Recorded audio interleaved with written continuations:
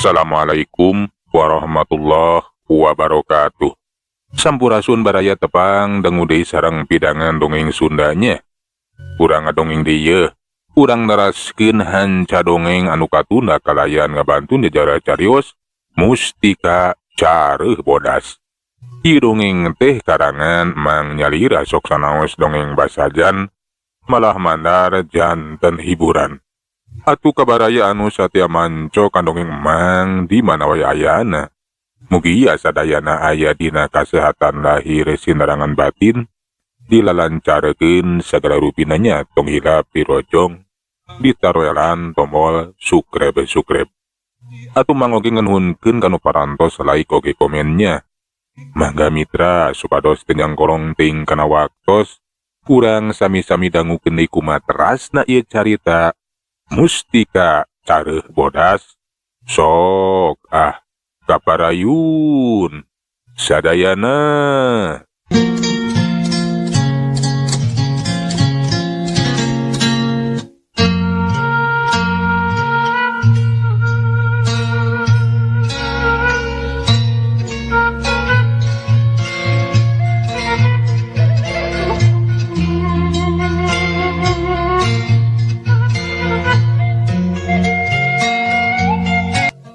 Si Jamal anu mulang ka lembur Cipicung girang, urang caturkeun wae geus tepi kanu dituju.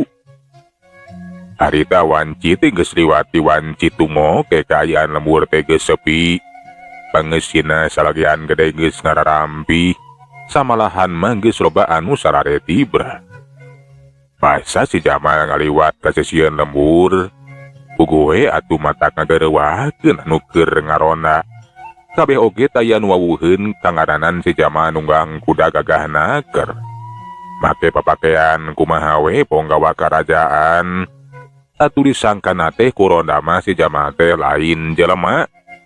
Disangka dademit we atawa siluman anu pareng datang ka eta lembur. Ari eta ronda nu pareng manggihan si Jamal teh nyaeta Mang Dawuk, Bahajalu si Kemet jeung si Ocim. Caturkeun anu opatan teh basa kelempang mapai-mapai sisieun lembur ngontrol kaayaan. Ari anu mimiti nempo teh nyaeta si Ocim. Si Ocim anu misahkeun diri are kahampangan lempang ngadeukeutan tangkal asem anu aya sisieun jalan. Wer atuh ngecewer kieu. Basa keur jongjon ngecewer. Karalar ti belah kaler taya nu ngahiem. Barang direret bre katempo aya kuda anu ditunggangan ku saurang ponggawa. Kepeg atuh si Ocim teh mani reuwas. Alah, aya kuda. Eueuh, itu mah jurig ning, jurig. Si Ocim mani arapah pereup laju ngabareng-bang we lumpat arek bebeja ka baturna. Tapi kanu tiluan, puguh we atuh Mang Dawuk Bahajalu si Kemet teh mani kaget. Nah kunaon cenah si Ocim teh datang lumpatan bari walah-wah weuleuh we. Kunaon atuh maneh teh si Ocim? Jiga nu tas manggihan we jurig deuleu. Alah, aya jurig num. Jadi maneh teh tas manggihan jurig atuh. Jurig naon sia nu jelas deuleu. Jurig aya jurig numpak kud. Kelanan ulah waka ditanya Kemet. Bisi soakeun keneh keun sina tenang heula. Sok sujang tenangkeun istighfar kainya. Ceuk Bahajalu harita teh bari nitah ka si Ocim pikeun nenangkeun maneh we heula cenah. Atuh si Ocim teh harita teh ngatureng hapan napasna. Keur mah atuh capek tas lumpatan. Berijing maneh teh masih keneh soakeun keneh. Sok barakali tah si Ocim teh istighfar. Sabada kaayana geus tenang laju ditanya deui we ku Bahajalu. Ke sujang. Lamun nya tas manggihan jurig, aya jurig naon atuh? Aya jurig numpak kuda, Bah. Alah, kakaraeun teuing uing mah nempo manggihan jurig teh. Jadi jurig numpak kuda atuh. Kumaha eta teh kumaha euy? Enya basa uing keur ngecewer we di sisieun jalan. Barang ngareret da eta ngadenge anu ngahiem. Ai breh teh aya nu keur numpak kuda asup ka jero lembur. Ari papakean teh jiga ponggawa we ti karajaan. Tah kitu. Aya jurig numpak kuda. Iye, buah aya siluman euy. Anu datang ka lemur urang. Ah, cilaka atuh bah. Buah-buah lemur urang tenggeus kedatangan ku bangsa siluman. Rek nyokot jelema jigana mah. Aya nu diwadalkeun ye. Ari numpak kuda-kuda kitu mah. Nya cilaka bisi-bisi urang dieu teh aya anu ditumbalkeun diwadalkeun. Belah mana si Oci mengeleos eta jurig numpak kuda teh. Nya asup we ka jaro bah. Ai urang tuturkeun atuh bisi aya nu kumaha onam ye. Atuh euy bisi aya nu diwadalkeun hayo euy. Urang tuturkeun sok turuhkeun ka belah mana si Oci montong sieun euy keun aya dewek mah teh sieuneun ku jurig atuh. Lamun panggih mah jeung jurig arek dihakan ku dewek mah dihakan. Nya ayo sok ka itu Cim. Turuhkeun ka belah mana euy. Ceuk bah jalu hati teh atuh ngajakan kanu tiluan. Pikeun nuturkeun ka mana leosna eta cenah bangsa siluman. Atuh ronda nu opatan teh lanjut we hari teh. Ngudag-ngudag nutur-nutur ka eta si Jamal. Barang geus deukeut bener we. Aya kuda anu keur tunggangan ku Ponggawa kebat asup ka tengah lemur. Barang diperhatikeun ditutur-tutur teteh lah eta kuda teh. Datangna teh ka pakarangan Imah Birasmi. Gue atuh tarona nu opatan di manireuwaseun. Buah-buah cenah Birasmi indungna si Jamal teh aya anu numbalkeun, aya anu nyebakeun. Alah, areuna teh dihareupeun Imah Birasmi euy. Nya mang buah-buah atuh indungna si Jamal ye. Aya nu numbalkeun. Kumaha atuh ari geus kieu bah? Kumaha nulunganana ye? Tetela bener geuning aya siluman. Pugu ge ari geus kieu mah abah ge bingung kumaha ngungkulanana. Tengaranan cenah ari bangsa siluman maka ragah sakti kumaha lamun urang teh cilaka euy. Tos we bah titah si Kemet tah. Sina gera maju ka itu. Gera gelutan eta kitu tuh. Bata bangsa siluman teh. Kapan cek tadi oge cenah mun bangki jeung jurigna arek dihakan. Nya sok ka itu Kemet wani sia teh ngagelutan eta bangsa siluman. Aduh, teteh lah geuning eta bangsa siluman teh Ponggawa euy. Sangaranan Ponggawa mah pasti bisa kana ilmu silat atuh sedengkeun. Ari abdi mah teu begug kana ilmu silat atuh kumaha ye? Sugan teh jurig awewena lamun jurig awewena mah arek dihakan atuh. Hah? Maneh mah jiga nu heueuh we wanian. Kapan cek tadi oge aya jurig numpak kuda Ponggawa karajaan. Nah, ari maneh ari ngomong jiga nu heueuh jiga nu wani. Ha sok ka itu. Teh waktu tulungan Birasmi bisi diwadalkeun. Wangkaning hirup sorangan. Kapan Kang Jamal teh keur nyaba. Embung asa wios podo daripada dewek teh modar atuh. Teh kudu diadukeun jeung Ponggawa bangsa siluman mah. Ronda anu opatan teh henteu bisa kukumaha. Kabeh ge sarieun. Antukna mah nu opatan teh henteu wani ngadeuketan. Sedengkeun si Jamal nu geus aya di pakarangan imahna laju we ngatrokan kana panto. Bari gageroan ka indungna. Sanyana mah Birasmi teh acan sare duka teuing kumaha teuing terus rasa meureunnan bakal kadatangan nu jadi anak. Kita tadi kieu keur nyileuk. Basa kadenge suara kuda anu ngahiem. Birasmi ge maneh kaget atuna cenah aya kuda sagaruba. Kapugu we dia ta lembur mah eueuh anu bogaeun kuda. Sok mah basa aya anu ngageroan ka dirina Birasmi teh beuki reuwas. Ari tina sorana mah cenah sora anakna nyata si Jamal. Aya naon ieu teh nya? Nya aya jalma anu gegeroan ka aing sagarupa. Bari jeung kadenge sora kuda anu ngahiem. Alah palang siang aya jurig nyiliwuri aya setan mindah rupa. Birasmi teh atuh manis sieunun. Laju we mulan maneh ku simut. Sedengkeun si Jamal anu keketrok kana panto bari jeung gegeroan.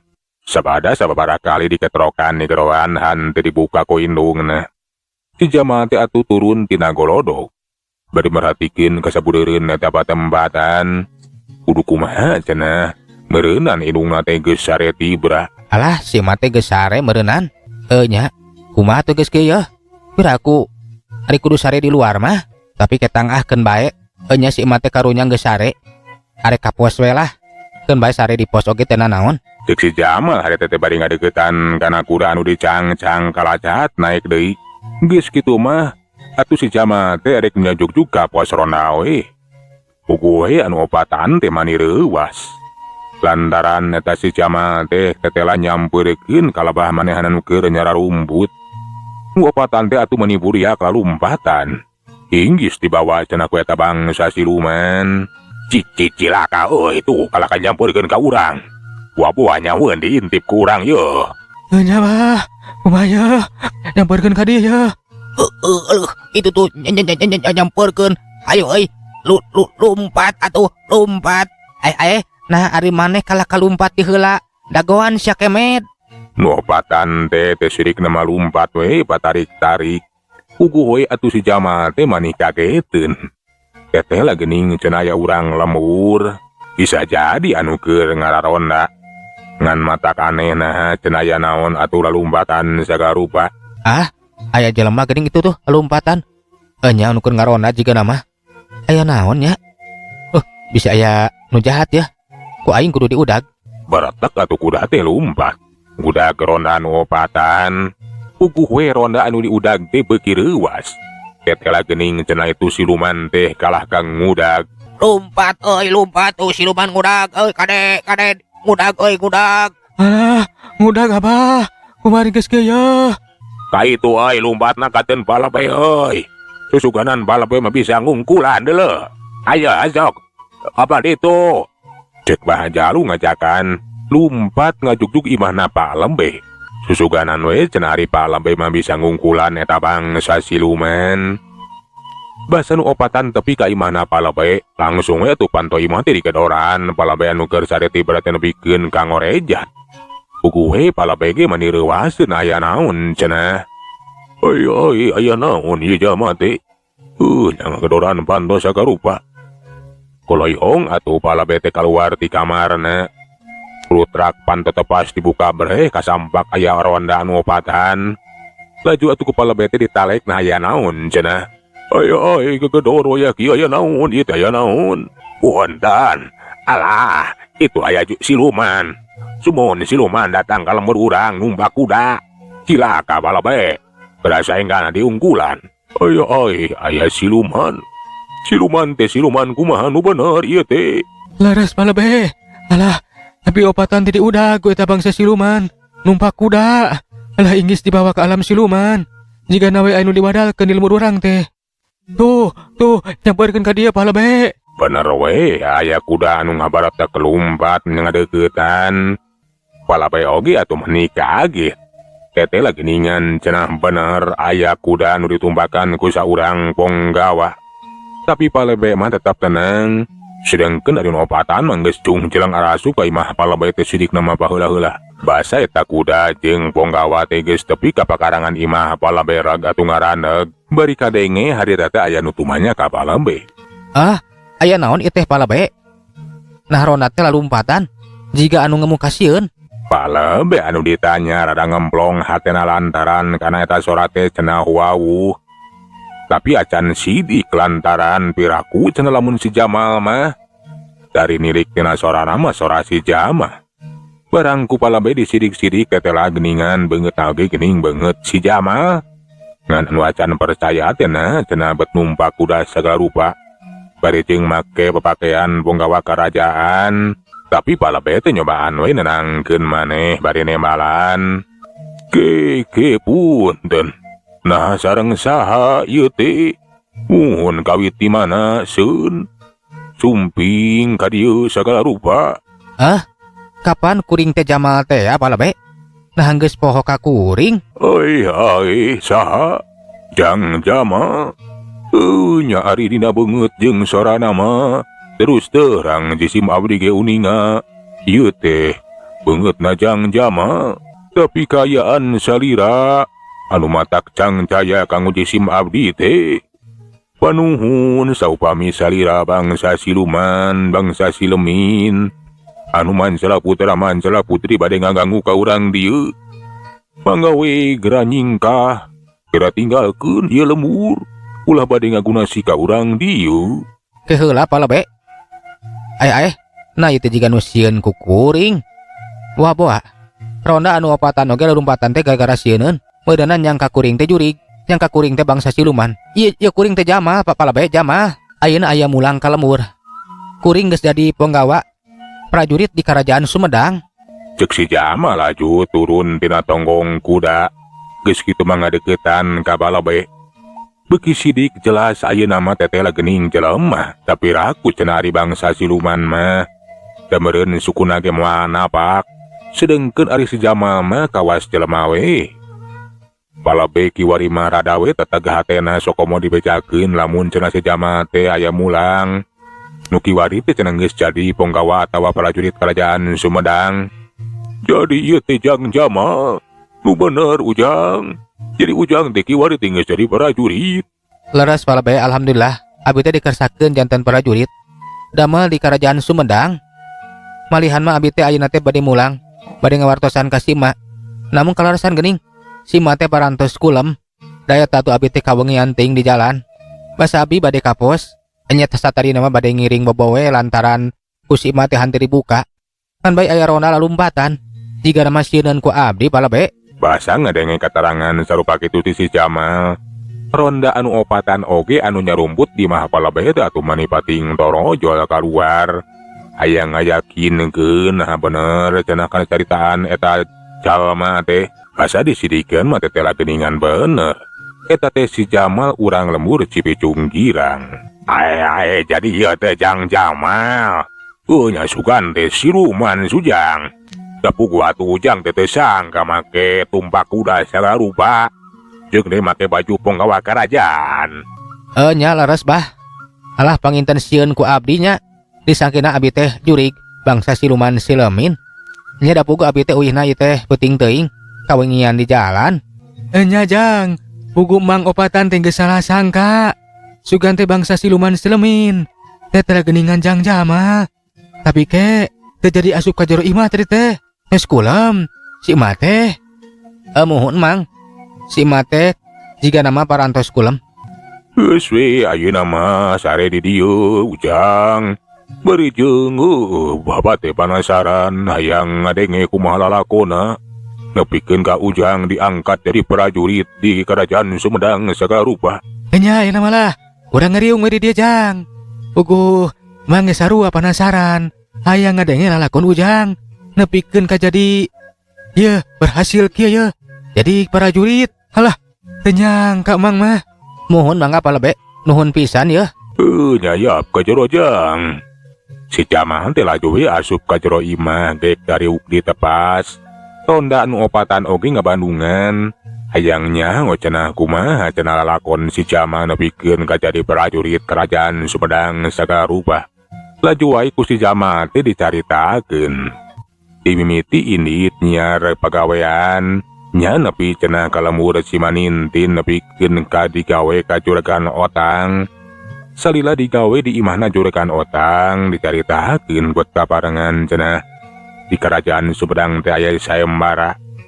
Sing saha anu bisa nyangkalak jalma jahat atawa garong kahot anu geus kasohor. Anu nalahna teh nyata si brewok bakal diberi hadiah. Kabeneran eta garong teh datang ka lembur si Manintin. Bari jeung rek ngagarong ka imah Juragan Otang. Atuh eta Juragan Otang teh cenah mah geus kagarongan malahan mah anakna teh geus diculik ku eta garong teh. Nya singkatna mah si Jamal basa tas mulang tidak ieu tas iang barang. Basa ngadenge lamun anakna Juragan Otang teh anu nyulik rajuit di teangan. Betku diparangkeun cenah kapanggih. Malahan nepikeun kadar tarungna we jeung eta garong nu ngaran si brewok teh. Nya nepikeun ka ajal binasa eta garong teh. Ku paehna eta garong. Kaitu nama si Jamal teh jadi menang hadiah lian ti duit. Tapi oge panawaran cenah ti eta patih kerajaan. Si Jamal teh ditawaran jadi prajurit kerajaan dan daek we si Jamal teh nepikeun ka kiwari jadi prajurit petingan di eta Kerajaan Sumedang. Tah kitu lalakonna mah. Hai teu sangka Ujang geuningan alus milik. Nya si Ujang teh nepikeun ka jadi prajurit sagala rupa anu ngangkat kana harkat darajat si Ujang. Nya ieu teh hiji kabagjaan hiji anugerah ti Gusti Nu Maha Suci. Sumuhun laras Palabe. Puguh abdi ge teu jangki dugi ka jadi kieu. Tah ieu teh jadi contoh keur maraneh nu masihkeun ngora kemer ocim. Nya kudu daek ikhtiar. Nya geuningan ari di ikhtiaran mah daek nyaba, daek usaha. Ieu Jang Jamal oge aya parobahan. Ulah betah wae cicing di lembur. Kangaranan cicing di lembur mah sakieu buktina pagawean ukur ka sawah jeung ka kebon. Beda deui jeung ka dayu. Itu mah loba parusahaan. Semuhun palabe. Abdi kejaten kabita atuh arek nyaba engke mah hayu ocim euy. Urang nyaba urang kadayeus ya. Nya lah, bener kabita yeuh. Ulah lakona Kang Jama nepikeun ka jadi jeneng kieu. Geus ayeuna mah ulah diajakan di ngobrol ieu Jang Jama teh sinareureuh. Da puguh meureuntaz perjalanan jauh karunya capeun Sinasari. Jikoe maraneh maka itu ngaronda deui. Da lain juri geuning. Nya ieu teh Jang Jama batur salemur urang.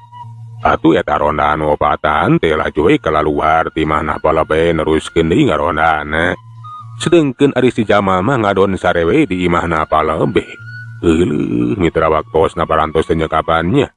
Sakeula urang tuna jajara carita mustika careuh bodas dugi ka dieu. Urang teraskeun dina sari anu salajengna. Mangenunkeun tina sadaya perhatosanana hapuntenna. Tina sadaya kakiranganana. Mang saheulanan undur assalamualaikum warahmatullahi wabarakatuh. Cak.